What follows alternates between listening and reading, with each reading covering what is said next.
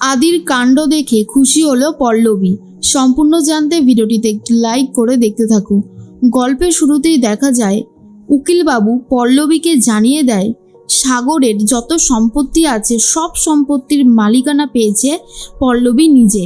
আর এটা শোনার পর তো পল্লবী একেবারেই অবাক হয়ে যায়। আর অন্যদিকে পল্লবীর থেকেও বেশি অবাক হয়ে যায় সুপর্ণা। আর বলে, এটা কি করে হতে পারে?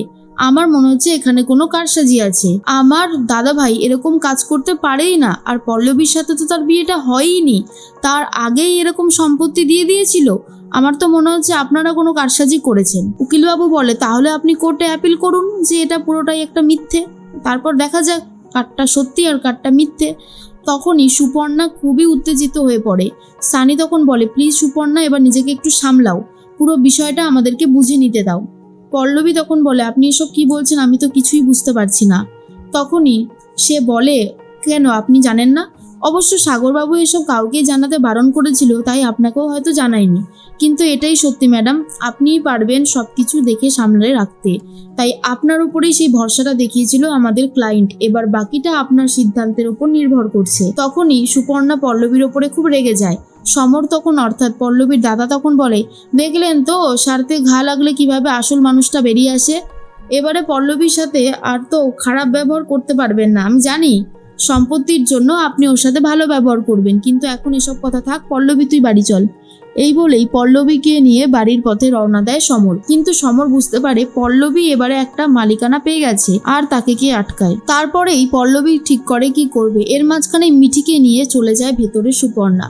পল্লবীও নিজের বাড়ির পথে রওনা দেয়। তখনই উকিলবাবু বলে, শুনুন ম্যাডাম, আপনি পল্লবী ম্যাডামের সাথে এরকম খারাপ ব্যবহার করবেন না, তাতে লস কিন্তু আপনারই হবে।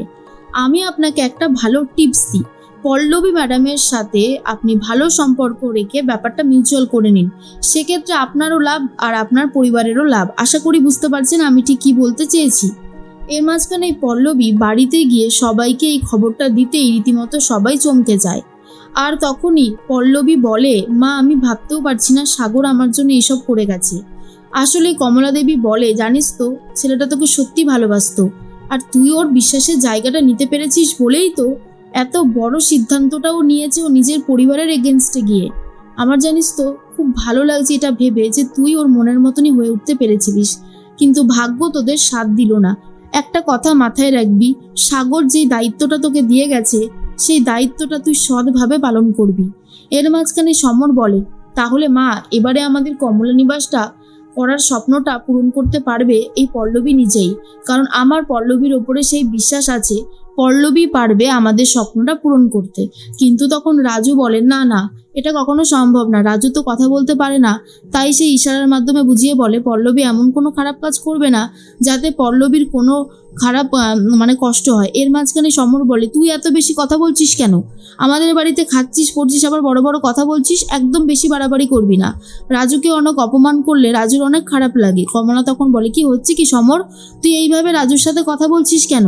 রাজু খুবই কান্নাকাটি করতে থাকে। আর পল্লবী বলে, রাজুদা তুমি কেঁদো না গো, কান্নাকাটি করলে যে আমার খুব কষ্ট হয়। তখনই রাজু বলে, আমি আর এখানে থাকবো না, আমি এখান থেকে চলে যাব। পল্লবী বলে, তুমি কোথায় যাবে আর কি কাজ করবে? তুমি বাড়িতেই থাকো, কোনো অসুবিধা হবে না। এর মাঝখানে রাত হতেই সুপর্ণা ফোন করে পল্লবীকে, কিন্তু পল্লবী ফোন রিসিভ করে না। কমলা বলে, কি হচ্ছে, কিছু বলবি? পল্লবী বলে, বাবা কি ঘুমাচ্ছে? কমলা বলে, হ্যাঁ, তোর বাবা আজকে সারাদিন খেটে খুটে এসে ঘুমিয়ে পড়েছে। পল্লবী বলে, সাগরের বোন সুপর্ণা ফোন করছে। তখনই কমলা বলে, দে তো দেখি ফোনটা, আমি ধরি।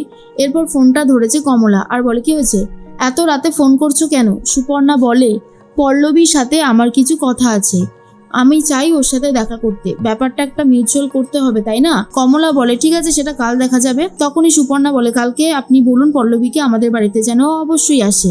এরপর পল্লবী বলে, মা, আমি কি করব বলো তো? কমলা বলে, চিন্তা করিস না, আমি তোর সাথে যাব। এর মাঝখানে সুপর্ণা ভাবে, দাদাভাই কেমন একটা কাজ করলো, এটা তো আমরা কখনোই ভাবতে পারিনি। সানি বলে, তুমি এসব নিয়ে ভেবো না, দেখোই না ব্যাপারটা আমি ঠিক কিভাবে মিউচুয়াল করে দিই।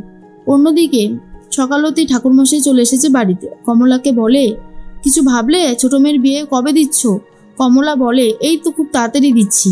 আর অন্যদিকে বলে যে, তুমি এক কাজ করো, পল্লবীকে নিয়ে শিব পার্বতীর কাছে একটু পুজো দিয়ে এসো, দেখো সব ভালো কিছুই হবে।